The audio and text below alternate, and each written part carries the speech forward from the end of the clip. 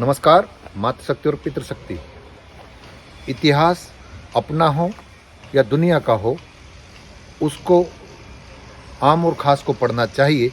आम तौर पर हम किसी विशेष विषय के पारंगत होकर के अपने आप को पूर्ण मानते हैं, जबकि सच्चाई ये है, इस तरह की अज्ञानता या अहंकार के कारण हमारे या दुनिया के देश के जिम्मेदार सभी व्यवस्थाओं के एकाधिकारी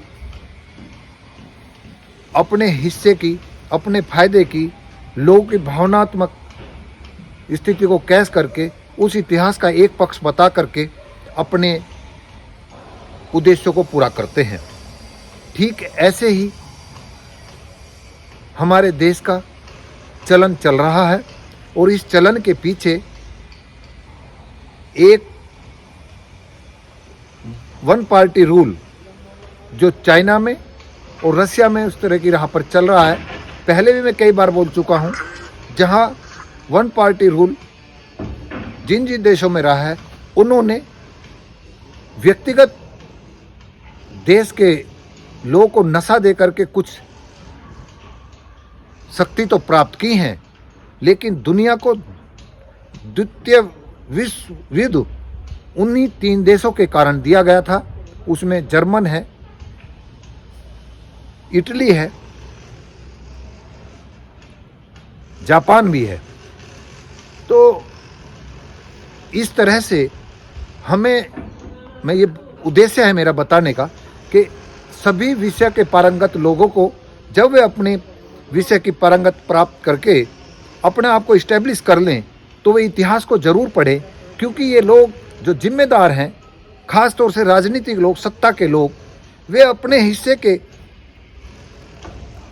अपने लाभ के प्रसंग सुना करके बेवकूफ़ बनाते हैं। सुनी सुनाई बातों पर, खास तौर से जब से इलेक्ट्रॉनिक मीडिया, व्हाट्सएप यूनिवर्सिटी चली है, इस पर इतना प्रचार प्रसारित कर देते हैं कि लोग अपना विवेक खो देते हैं और भावनात्मक में आकर के धार्मिक, जातीय उन्माद में, यानी कि धर्मांतर और कट्टरता में फंस जाते हैं। और यही सत्ताओं को चाहिए।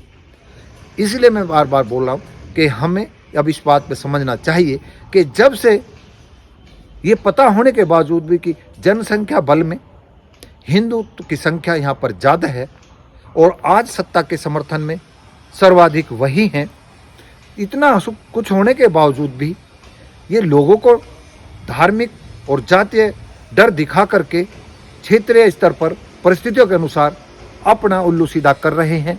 जैसे अब पंजाब में उस धर्म को, जिसे कहते हैं और सच्चाई भी है, कि उन्होंने इस हिंदुत्व के रक्षा के लिए अपने प्राणों के, अपने बच्चों का न्यौछावर किया है, देश की आज़ादी में सबसे अधिक बलिदान दिया है, उसको अब हमसे बांटने का प्रयास किया जा रहा है।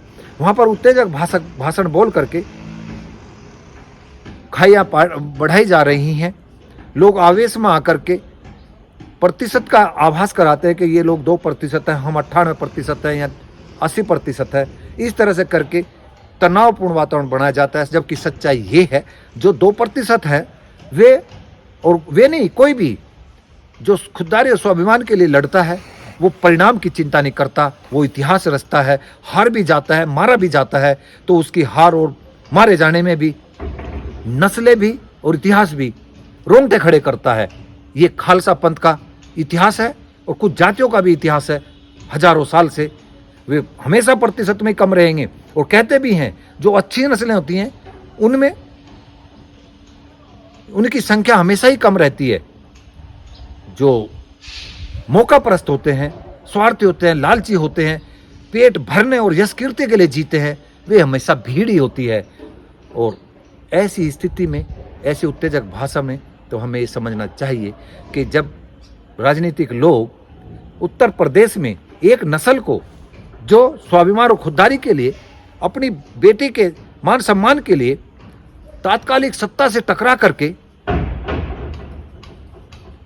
ये दिखा दिया कि सत्ताओं से कैसे टकराया जाता है, उस साहस का लाभ लेकर के देश की अधिकतम राज्य और केंद्र में सत्ता दोहराई जा रही है।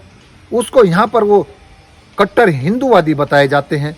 हरियाणा में वे एक जाति के चौधरी हो जाते हैं, मठाधीश हो जाते हैं, उनको सबक सिखाने का बात बताते हैं, खुले मन से कहते हैं, खुलेआम अपमान करते हैं। लेकिन उत्तर प्रदेश का वही व्यक्ति, हरियाणा में भी खास तौर से हिंदुत्व के नशे में, यही नहीं समझ रहा कि आपको कैसे बांटा जाता है। ऐसे ही पंजाब में अब ऐसा चल रहा है। और मैं ऐसा बताऊं कि पंजाब के जब अभी राज्य चुनाव हुए थे, उसमें मोदी जी की रैली हुई थी। उस रैली में जाते समय जब रास्ते में मतलब बाधा पड़ी और वो कुछ देर वहाँ रहे तो कहा कि अपने मुख्यमंत्री बोलने मेरी जान बच गई, ऐसा कह करके इमोशनल वातावरण बनाया।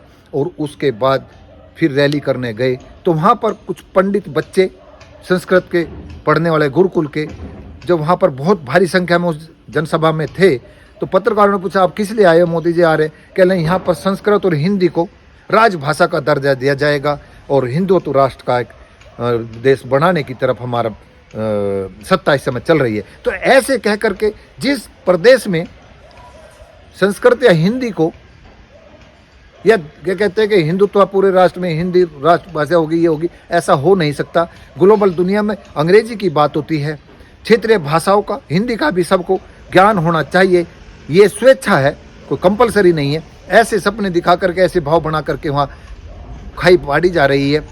तो ये बातें, मेरा पर्पज इतना ही था मात्र बताने का कि कैसे कैसे सत्ता के लोलू भूल जाते हैं कि इन्हीं कारनामों से इस देश में जातीय छुआछूत, भेदभाव, आर्थिक और सामाजिक रूप से कुछ ही वर्गों ने बांटे रखा।